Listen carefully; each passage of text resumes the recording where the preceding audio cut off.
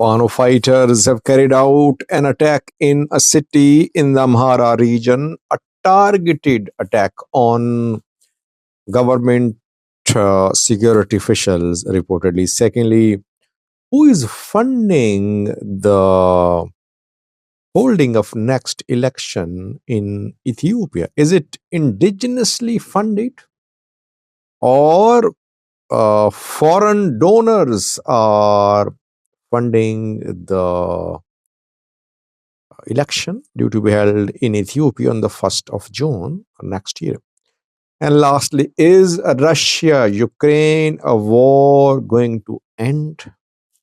Welcome to the channel. Thanks for watching. Firstly, Russia-Ukraine war, which started in February 2022. Large-scale war started in February 2022. So almost 4 years ago, the war began.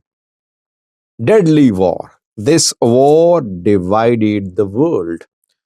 This war created divisions among members of international community, and this war had wide-ranging impact on prices of food items, and it created problems across the world. Donald Trump, the American president, since his inauguration, has been saying that he's working to end the war. And yesterday, the American president announced that tremendous progress has been made to end the war between Russia and Ukraine. And a few hours after this announcement by American president, Ukraine agreed to a proposal being considered by Americans, Ukrainians, and Russian leaders. And late at night, that Kiev was hit. Strikes were conducted on Ukrainian capital in Kiev. Then came a statement from Ukrainian President Zelensky. Ukraine has agreed to end the war. According to White House officials, major details have been agreed. Minor details are to be finalized. It means that the world is close to seeing the end to Russia-Ukraine deadly war. By the way, if American President Donald Trump manages to end this war, it will be a big achievement. Trump is expected to meet with Zelensky and Putin, reportedly, in coming days.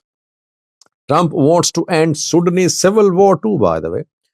In a meeting with Mohammed bin Salman, Saudi Crown Prince, Trump said that he will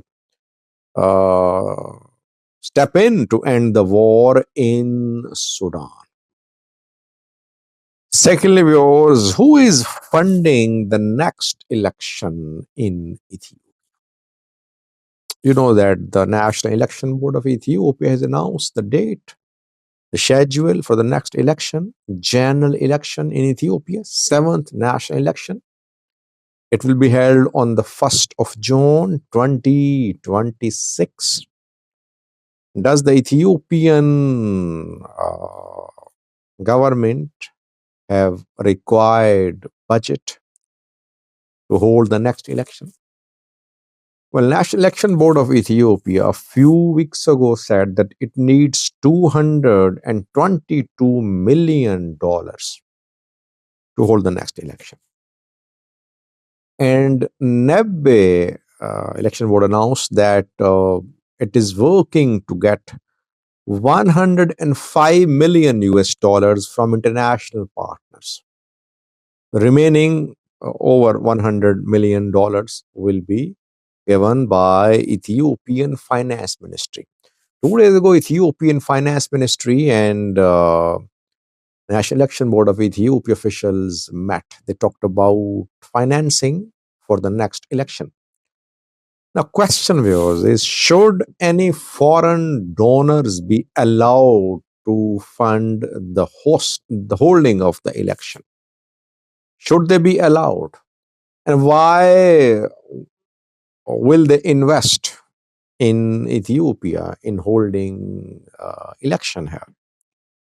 People would say they want democracy to flourish. They want democratic practices to be implemented in world, uh, in the Horn of Africa. That is why they'll finance the holding of the election. Whenever foreign players are allowed to fund election, they intervene in that country where election is held. I mean, 200 million is not a huge amount. It can easily be arranged by the Ethiopian government. Why is that Ethiopian government wants to receive financial support for the holding of election, which should be transparent. There should be no uh, ambiguity or lack of transparency about funding for the election and about how election will be held, about the voter registration and other activities. I think everything should be fair. But I think the government is in the habit of receiving whatever it can from foreign donors. That is why, whether it wants to feed the people or it wants to provide healthcare to the people, it wants to hold election, it looks toward the international partners. And if they agree to fund the projects in Ethiopia, government welcomes it. But I think that such sensitive uh, matters like election should not be funded by any foreign donors.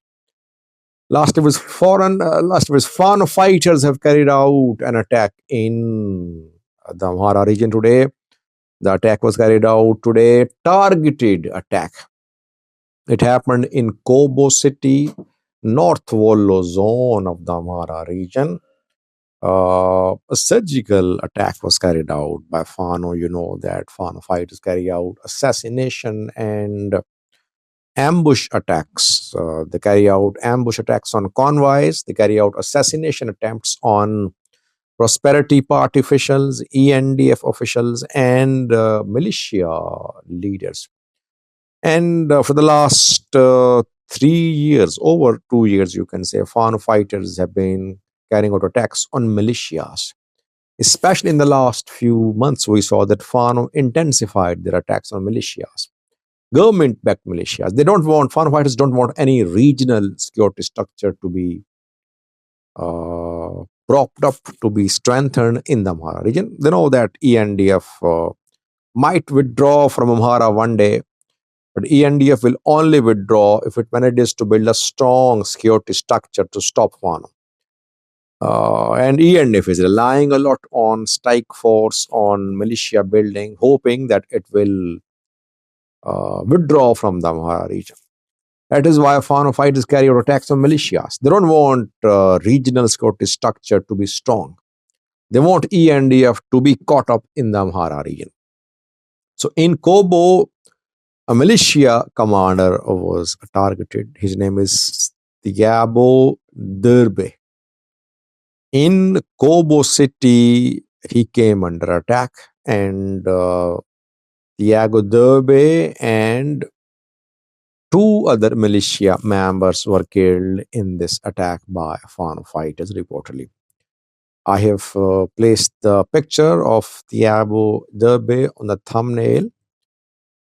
He was working in collaboration with security forces, with the ruling party, Prosperity Party, in Kobo city, around Kobo as well. That is why Fano took action. I always say Fano is basically an Amhara group, Amhara militia. And most of the assassinations which Fano carried out so far targeted Amhara people. While Fano is fighting to protect the interests of the Amhara people are being killed too by Fano fighters, and Fano fighters call those Amharas bandas, traitors. While the Ethiopian government calls Fano bandas, traitors. That these Fano traitors are allegedly conspiring with Ethiopian historical enemies like Egypt and Eritrea. Thanks for watching.